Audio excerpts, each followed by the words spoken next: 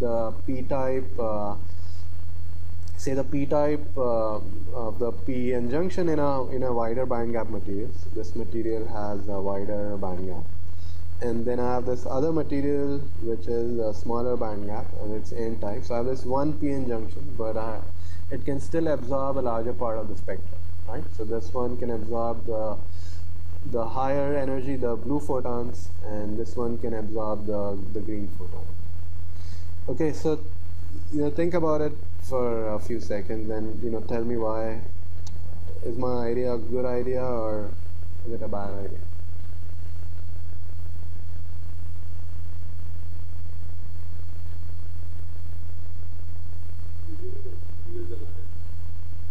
Yeah, so these two materials are lattice matched. Okay.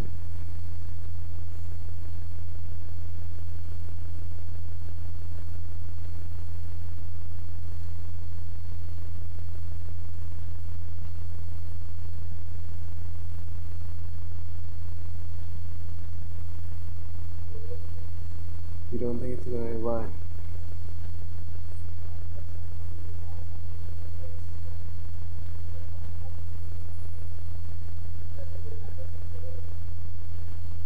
Okay, so over here it would happen here, right? Okay.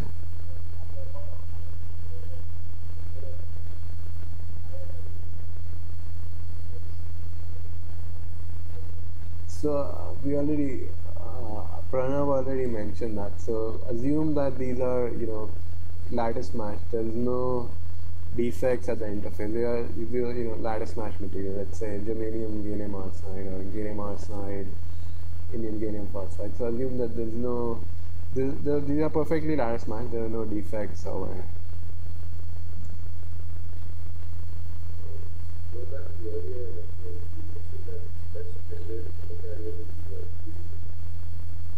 Sure.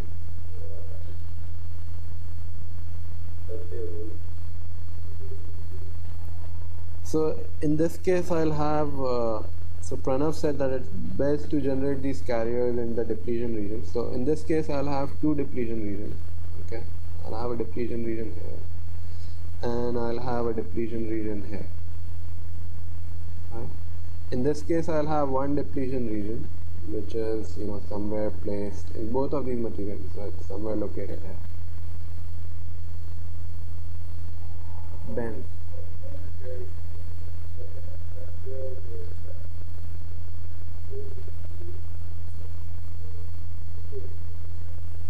Okay, that's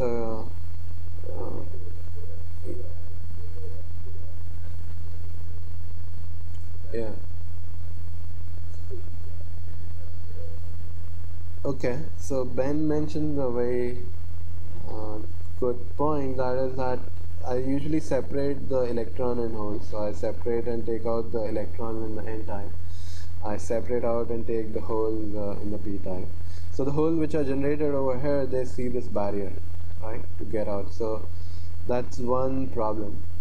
Okay, and how about, so that's one problem. Okay, that's one problem I can agree. How about any other problem? How about the electrons which are generated here?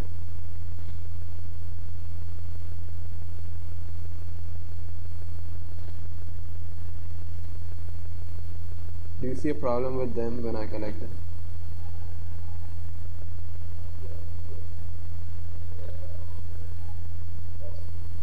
Yeah, so I mean these electrons, when they come over here, they'll essentially they were absorbed at this higher band gap.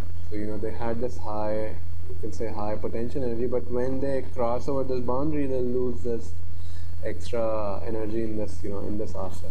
So you see these offsets are a problem. No, each of them is essentially collected at this, in this material it is collected at the band gap of that junction, right? When it goes from one junction to another, it just tunnels through this, right?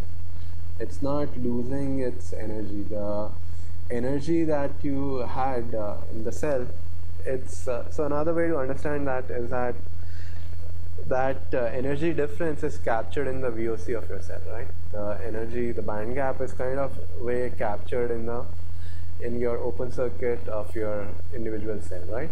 So the band gap of this material is captured in the open circuit voltage of this cell. The band gap of this material is captured in the open circuit voltage of this other cell.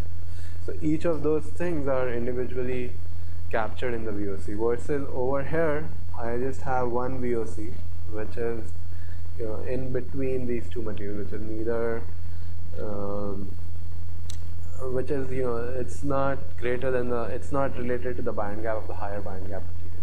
So but that's a good point. Yeah, I mean, think about it. I mean, over in this case, you actually separate each of them with the band gap of the higher band gap semiconductor, and when they go across from one junction to another, it's just the current flowing. It's just the band gap is captured in the VOC of the each cell. So that's another advantage if you have two depletion regions, right? You have two of this VOC. If I have only one depletion region, I'll get a smaller VOC. Right? So, okay, so let me maybe alleviate some of these concerns. Maybe I'll instead of designing it like so dramatic, I'll maybe grade it such that it's like this. So some of the problems that Ben mentioned might go away, right? Or would they? Yisheng, what do you think? I mean, is this better if I grade it?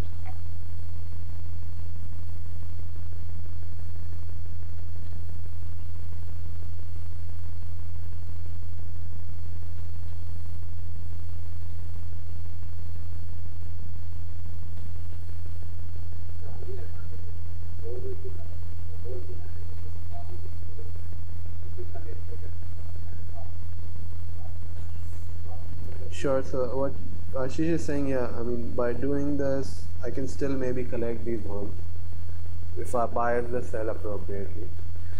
Yeah, but so the electrons will still, lose their energy as they travel across it, right? And then again, this problem of having just one VOC and having just one depletion region does not go away, right? So that's the reason why, I mean, initially I thought this was a great idea many years back, but it's no longer used, and it's a good reason why it's no longer used. It has never been used, and even though it can absorb a larger part of your spectrum, you don't get any advantage on a cell level. Okay, so let me see what reasons you want. Yeah, so electrons when they come down, so they lose energy. But what about the holes? So holes are also going down. So in that direction, hole has higher energy than the so does this mean that hole is actually gaining the energy? Well, holes love to go up the hill. Yeah, so you're making them travel down the hill here, right? Yeah. So you'll have to bias it for them to go that way. I mean, they don't necessarily want to go that way. So you'll have to bias the cell mode for them to go that way. So let me see what I had written down before I came to the class. So generated carriers which are generated in the material with higher band gap will lose that by thermalization. In the smaller band gap, they face barrier when going into the larger band gap. And we have one depletion region instead of two. So you guys are pretty good. I mean, we captured all of the points I had in mind. Okay? Yeah.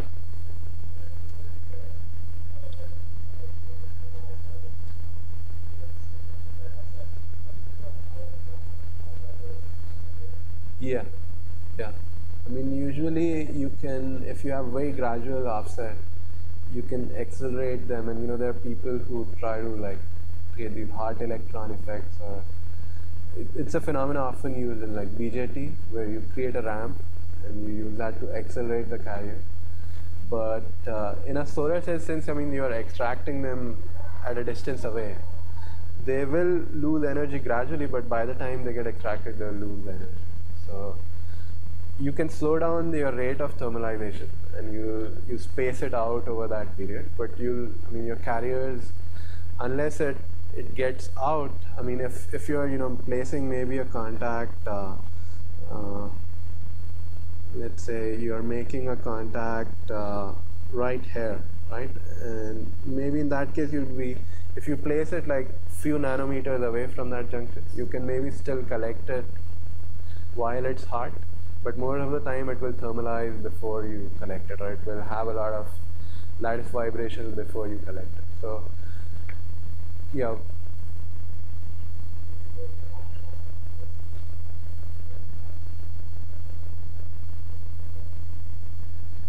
Do I think what? Can you repeat?